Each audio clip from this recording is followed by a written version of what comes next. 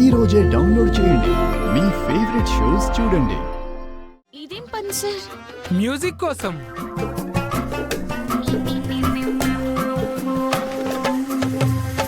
ఏం లేదు, నేను మ్యూజిక్ చేస్తానంటే విజయ్ ఆంటోనీ బిచ్చగాడు 3 తీస్తానన్నాడు. అందుకే ఈ గెటప్ వేసుకున్నా. ఫుడ్ లేకపోతే లోపల నకనక రియాక్షన్స్ ఎలా ఉంటాయి? ఛీ పో అని అందరు గెంటేస్తుంటే ఎమోషన్స్ ఎట్లుంటాయి? సిచ్యువేషన్ అనుభవించి అందులో నుంచి మ్యూజిక్ తీస్తున్నారు, అంతే కదా సార్? కరెక్ట్ గా గెస్ చేసినావు. అవును, ఏంది ఇట్లొచ్చు? సార్, మీరిచ్చిన ఇన్స్పిరేషన్తో ఇవాళ నేను సక్సెస్ అయ్యాను సార్. అవును సార్, చరణ్ చేసిన ట్యూన్ మ్యూజిక్ ఆల్బమ్ వాళ్ళకి నచ్చి ఫైనల్స్ కి సెలెక్ట్ చేశారు. Very good. అందుకే మిమ్మల్ని కలిసి థ్యాంక్స్ చెప్దామని. Thank you so much sir. It's okay. ఒకటి మాత్రం గుర్తు పెట్టుకో, ఎవరికైనా కూడా సక్సెస్ రానంత వరకు ఇబ్బందులు ఎదురైతాయి, కానీ వాటిని అధిగమించవచ్చు. సక్సెస్ వచ్చాక ప్రమాదాలు ఎదురైతాయి. అవిటితోనే జాగ్రత్తగా ఉండాలి. అజాగ్రత్తగా ఉన్నావా, ఓవర్ కాన్ఫిడెన్స్ కు పోయినవనుకో, చాప్టర్ క్లోజ్. సార్, నాకొక చిన్న డౌట్. ఏంటమ్మా? మొన్న పోలీస్ సినిమా చేస్తున్నారు కాబట్టి పోలీస్ గెటప్ వేశారు. ఇప్పుడు బిచ్చగాడి సినిమా చేస్తున్నారు కాబట్టి ఈ క్యారెక్టర్ వేశారు. ఒకవేళ యుద్ధం బ్యాక్డ్రాప్ లో సినిమా వస్తే అందులో యుద్ధం జరుగుతున్నప్పుడు హీరో శత్రువులతో పోరాటం చేస్తుంటే అటు నుంచి కాల్పులు జరుగుతున్నాయి, ఇటు నుంచి కాల్పులు జరుగుతున్నాయి. అప్పుడు బ్యాక్గ్రౌండ్ స్కోర్ చేయాలంటే ఎలా చేస్తారు? గంతే కదా, నేను అక్కడ నిలబెడతా, నీ చేతిలో గన్ను పెడతా. నేను ఇక్కడ నిలబడి గన్ను పట్టుకుంటా. అటు నుంచి నువ్వు కాల్చు, ఇటు నుంచి నేను కాలుస్తా. ఏమైందో చూసి మ్యూజిక్ చేస్తా. బుల్లెట్ తగిలిపోయిన తర్వాత ఏంటి చేసేది? సంతాప సభ తప్ప. సార్, అలాంటి సినిమా మీరు ఎప్పుడైనా కమిట్ అయితే ముందు ఒక మాట చెప్పండి. ఎందుకు? ఈ చుట్టుపక్కలకి రాకుండా ఉందామని.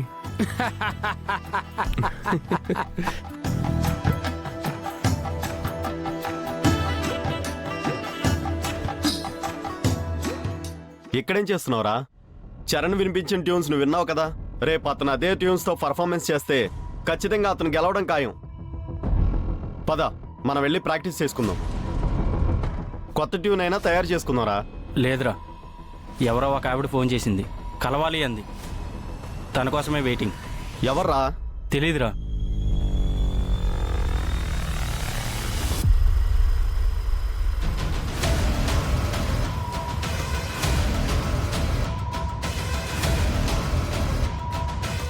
విక్రమ్, నేనే. నీకు ఫోన్ చేసింది నేనే. నా పేరు అక్షిత. హాయ్. నన్నెందుకు కలవాలన్నారు? చెప్తా. ఈరోజు మ్యూజిక్ ఆల్బమ్ చేసే ఆఫీస్లో ట్యూన్ సెలక్షన్ అయింది కదా.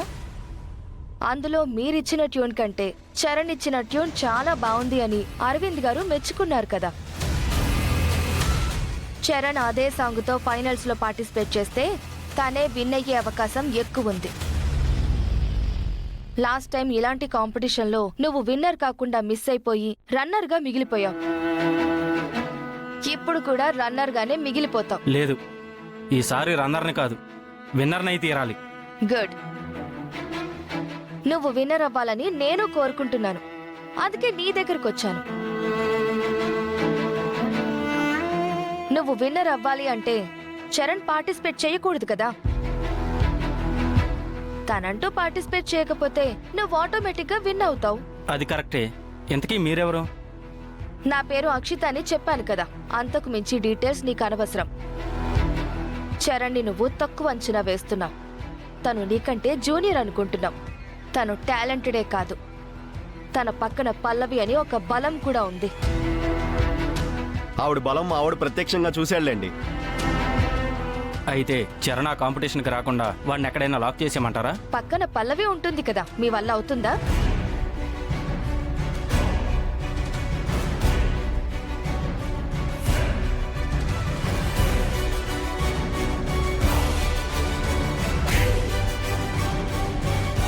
ఆహా.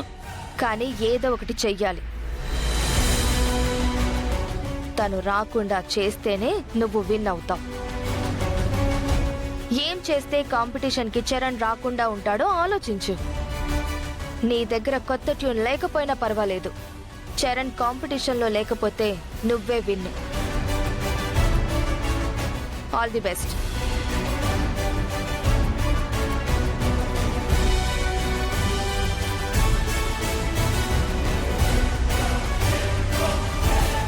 ఎవర్రా ఈవిడ? చరణ్ మీద మనకే కోపం అనుకుంటే మనకన్నా కోపం ఎక్కువ ఉన్నట్టుంది. వాడు ఓడిపోవాలంటుంది, నువ్వు గెలవాలి అంటుంది. అసలు ఎవరో ఏంటో చెప్పట్లేదు. ఆవిడ ఎవరు ఏంటని చెప్పకపోయినా మంచి సలహా అయితే చెప్పిందిరా. ఆవిడ చెప్పింది కరెక్టే. చరణ్ కాంపిటీషన్కి వచ్చాడంటే నాకు విన్ అయ్యే అవకాశాలు తగ్గిపోయినట్టే. రాకుండా చేయాలి. చరణ్ రాకుండా ఉండాలంటే ఇప్పుడు ఏం చేద్దాం? పోనీ ఎదురెళ్ళి గొడవపడి కొట్టేద్దామా? పోనీ ఎక్కడికైనా ఎత్తుకెళ్ళిపోదామంటావా? రేయ్, పిచ్చేమైనా పట్టిందా నీకు? చరణ్ ఒక మాట అని మీద చేయి వేస్తేనే విక్రమ్ గడు చేయబట్టుకొని విరిచేసింది. అలాంటిది కొట్టడానికో కిడ్నాప్ చేయడానికో వెళ్తే ఊరుకుంటుందా? నిలబడిన వాళ్ళని నిలబడిన చోటే పాతేస్తుంది. మరి ఇప్పుడు ఏం చేద్దాంరా? ఎదురుపడి గొడవ పడద్దు, ఎత్తుకెళ్ళి రిస్క్ పడద్దు. కానీ వాడు రాకుండా చేయడానికి ఓ దారుంది. ఏంట్రా దారి? చెప్తా, పదండి.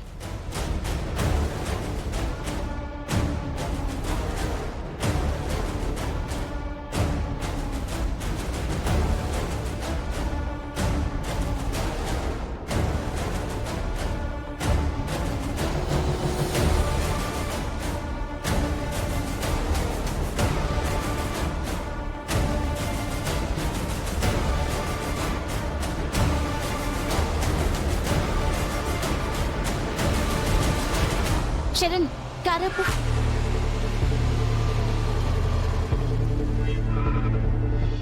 ఎందుకు? ఐస్ క్రీమ్ తిందామా? సరే, నువ్వు బాగు, నేను వెళ్ళి తీసుకొస్తాను.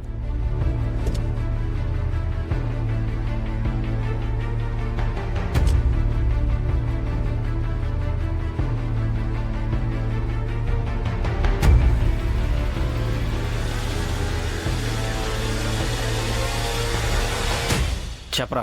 నువ్వు చెప్పినట్టే వాళ్ళని ఫాలో చేస్తున్నాను. వాళ్ళు ఇదే రూట్లో వస్తున్నారు. ఐస్ క్రీమ్ షాప్ ఉంది కదా, అక్కడ ఆగారు. ఓకే, అక్కడే వాళ్ళకి స్పాట్ ఫిక్స్ చేద్దాం. ఓకే.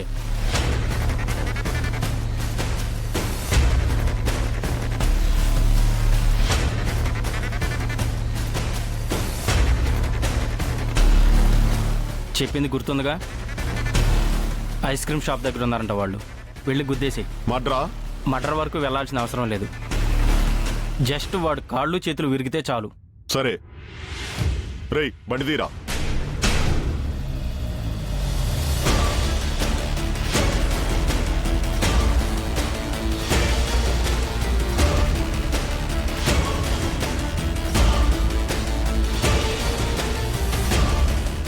రెండు ఐస్ క్రీమ్లు ఇవ్వండి.